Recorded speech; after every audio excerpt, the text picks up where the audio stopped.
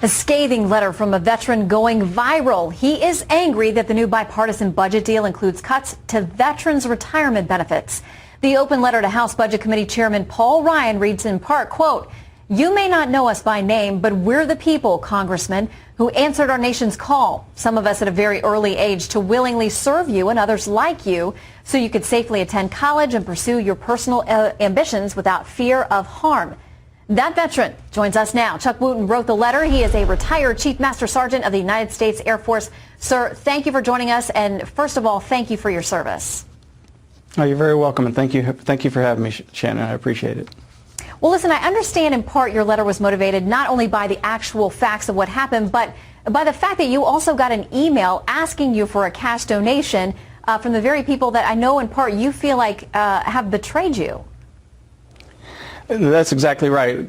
Still stinging from the budget announcement when I learned that the military retirement was actually on the chopping block for reductions. Still stinging from that.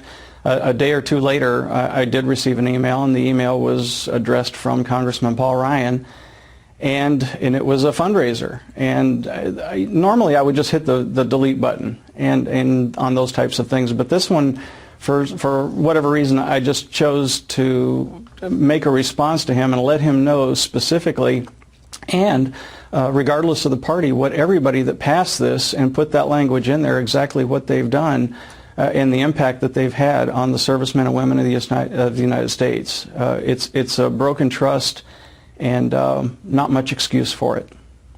All right, and to share with folks a little bit about what Congressman Ryan is saying, he says, first of all, this is delayed until 2016 to kick in. There are a lot of folks on the Hill talking about finding a fix prior to that. Democrats and Republicans in the House have both teed up measures that they think will fix this in advance of that deadline. Are you hopeful they will find a fix? We're talking about $6 billion, which sounds like a lot, billion with a B, but in the grand scheme of things, when you're $17 trillion in debt, a lot of folks think you shouldn't be the ones that they use to save $6 billion. And I stand right at the front of that line, Shannon. We should not be. The fact of the matter is the American warrior has never let down the United States, and we expect the same treatment, and we never will let down the United States.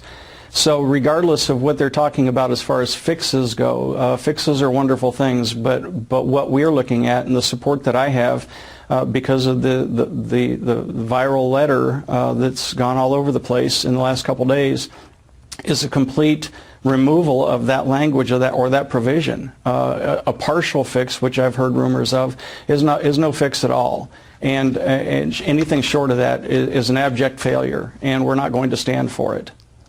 You use some pretty heated words in this letter. I mean, yeah. You really don't mince words at all. Really taking it to Congressman Paul Ryan, do you blame him as much as you blame Democrats? Do you blame everyone who voted for this? Who do you think should be held responsible? I think anybody that voted yay should be held responsible. Congressman Ryan was on the receiving end of what we call being chiefed, and the reason that he was is because he had the audacity, or his name had the audacity, to send me an email, and after he had just gotten done picking my pocket on the budget deal, had his hand out looking for a cash donation. So I blame everyone that voted yay, without exception. All right, Chuck Wooten, keep us updated. Let us know if you hear anything back. Again, our thanks to you and to all of our other vets out there tonight. Shannon, it's a real pleasure. Thank you so much for having me.